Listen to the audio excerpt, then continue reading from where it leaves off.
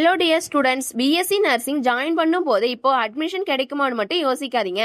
5 years கழிச்சு nursing ஃபீல்ட்ல நீங்க எங்க இருக்கணும்னு யோசிச்சு காலேஜ் சூஸ் பண்ணுங்க.